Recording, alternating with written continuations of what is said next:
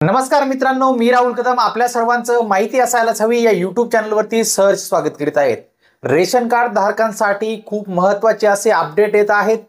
ज्या ration card धारकांनी अजूनही आपले रेशन कार्डची ई-केवायसी केलेली नाहीये त्यांच्याकरता अत्यंत महत्त्वाची अशी माहिती आज आपण या व्हिडिओमध्ये बघणार आहोत। आपण माहिती असायलाच हवी या YouTube चॅनलवर पहिल्यांदा असाल तर हा YouTube चॅनल नक्की सबस्क्राइब करा, त्यासोबत शेजारी बेल आयकॉन दाबायला विसरू नका। तर चला सुरू करूया आजचा हा व्हिडिओ।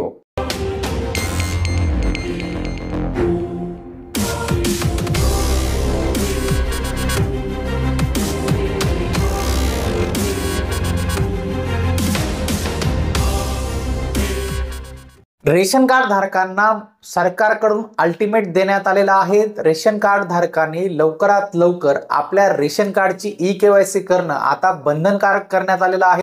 केंद्र सरकारच्या माध्यमातून देशभरातील नागरिकांसाठी विविध योजना राबविल्या जात असतात। त्यात मुख्य करून गरीब आणि मध्यमवर्गीय नागरिकांसाठी रेशन कार्डच्या माध्यमातून मोफत धान्य असेल किंवा रेशन कार्ड उपयुक्त असतं। विविध योजनांसाठी आपण उदाहरण घेतलं तर लाडकी बहीण योजनेचे जे काही अनुदान पैसे मिळवण्यासाठी रेशन कार्ड हा महत्त्वाचा पुरावा हा ठरलेला होता। सरकारने नुकतीच शिधापत्रिका धारकांसाठी एक महत्त्वाची अपडेट आणि माहिती दिलेली आहे, ती म्हणजे सर्व शिधापत्रिका धारकांना आता आपल्या रेशन कार्डची ई-केवायसी करणं बंधनकारक आहे आणि फक्त कुटुंबातील एकाच सदस्याने नाही तर कुटुंबातील जेवढे काही सदस्य असतील त्यांनी आता ई-केवायसी करणं हे आवश्यक असणार आहे। आता ही नेमकी अपडेट काय आहे ती समजून घेऊया। सरकारने सर्व शिधापत्रिका धारकांना ई-केवायसी म्हणजेच ई-पॉस मशीनवरतून आपली अंगठ्या देऊन आपलं ई-केवायसी करणं अनिवार्य केले आहे। एखाद्या शिधापत्रिका धारकाने ई-केवायसी वेळेवर पूर्ण केली नाही तर रेशनवर मिळणारा साखर, गहू, जीवनावश्यक वस्तू मिळणे बंद होऊ शकतात। त्यासोबतच दैनंदिन जीवनातील आवश्यक वस्तू योग्य आणि गरजू लोकांपर्यंत पोहोचावे जेणेकरून त्यांचा गैरवापर होऊ नये यासाठी ई-केवायसी सारखं पाऊल हे केंद्र सरकारच्या माध्यमातून उचलण्यात आलेलं आहे। आता बघूया ई-केवायसी ची अंतिम तारीख नेमकी काय आहे। यापूर्वी ई-केवायसी पूर्ण करण्याची अंतिम तारीख ही 31 सप्टेंबर 2024 होती, जी नंतर वाढवून 30 नोव्हेंबर 2024 करण्यात आली होती। मात्र अजूनही बऱ्याच लोकांची ई-केवायसी करणं पेंडिंग असल्यामुळे केंद्र सरकारने ही मुदत आता वाढवून 31 डिसेंबर 2024 पर्यंत करण्याचं जाहीर केलेलं आहे। म्हणजेच आता शिधापत्रिका धारकांकडे ई-केवायसी पूर्ण करण्यासाठी आता 2 महिन्यांचा कालावधी हा शिल्लक आहे। 31 डिसेंबर 2024 पर्यंत जर शिधापत्रिका धारकाने ई-केवायसी केली नाही तर त्याला केवळ रेशन मिळणेच थांबणार नाही तर त्याचे नाव शिधापत्रिकेतून सुद्धा आता काढून टाकले जाणार आहे। शिधापत्रिकेचा लाभ घेणाऱ्या सर्वांना हा नियम लागू असणार आहे।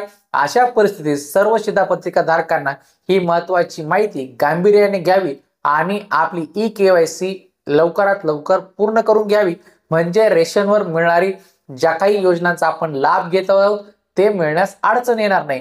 आता समजून घेऊया ई-केवायसी आपण कशा पद्धतीने करू शकतो। आपण आपल्या जवळचं जे काही रेशन दुकान असेल तेथे आपल्याला भेट द्यायची आहे, आपल्या शिधापत्रिका आपल्या सोबत घेऊन जायची आहे आणि आधार कार्ड येथे आवश्यक असणार आहे।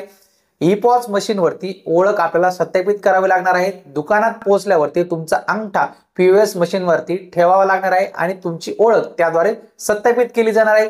ई-केवायसी प्रक्रिया पूर्ण करा, म्हणजेच तुमचा अंगठा यशस्वीरित्या स्कॅन झाल्यानंतर तुमची ई-केवायसी प्रक्रिया ही पूर्ण होईल।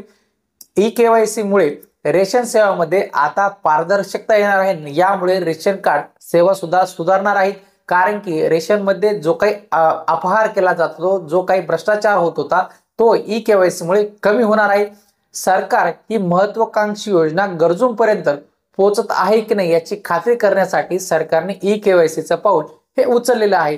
तर सरकारने घेतलेला हा निर्णय आणि जी काही ई-केवायसी साठी मुदतवाढ आता 31 डिसेंबर 2024 पर्यंत दिलेला आहे, तोपर्यंत सर्व नागरिकांनी रेशन कार्ड धारकांनी आपली ई-केवायसी पूर्ण करून घ्या।